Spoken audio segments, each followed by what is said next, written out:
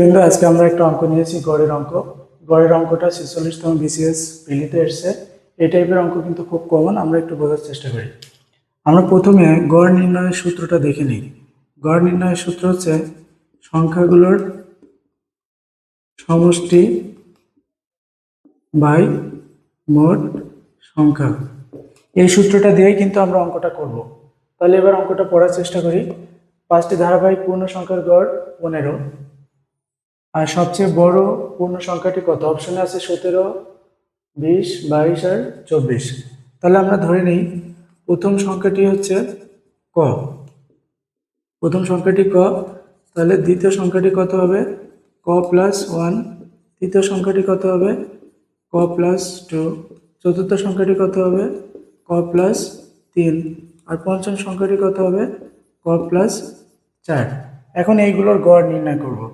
গড়ের সূত্র অলরেডি আমরা জানি, সংখ্যাগুলোর সমষ্টি। তাহলে ক প্লাস 1 প্লাস ক প্লাস 2 প্লাস ক প্লাস 3 প্লাস ক প্লাস 4 বাই মোট সংখ্যা। মোট সংখ্যা কত এখানে? 5। তাহলে কত হয়? 1 2 3 4 5, 5 ক। আর এখানে সংখ্যাগুলো যোগ করলে 3 আর 3 6 আর 4 10, তাহলে এত বাই 5। আমরা 5টি ধারাবাহিক পূর্ণ সংখ্যার গড় পেয়ে গেলাম। এখন এই গড়ের মানটা দেওয়া আছে 15। তাহলে আমরা বলতে পারি যে এটা সমান সমান 15, বা 5 ক প্লাস 10 সমান সমান 5 15 75, বা 5 ক সমান সমান 75 মাইনাস 10 ইজিক্যাল টু কত? 65। তাহলে ক এর মান এখান থেকে কত আসবে আমরা দেখি। ক সমান সমান 5 ক সমান সমান যদি 65 হয়, ক এর মান কত? 65 বাই 5। তাহলে কত হলো? 5 দিয়ে 65কে কাটলে কত হয়? 5 13 65। ক এর মান আমরা পেয়ে গেলাম 13। তাহলে এখান থেকে আমরা দেখি ক এর মান 13। দ্বিতীয় সংখ্যাটি ক প্লাস 1 মানে 14। তৃতীয় সংখ্যাটি কত?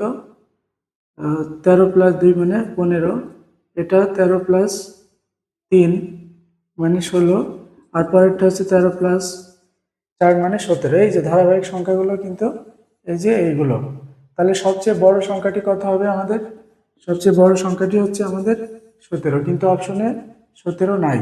তার মানে এই অঙ্কটারও উত্তর নেই, অঙ্কটা ভুল আছে। আশা করি সবাই বুঝতে পেরেছো। ধন্যবাদ।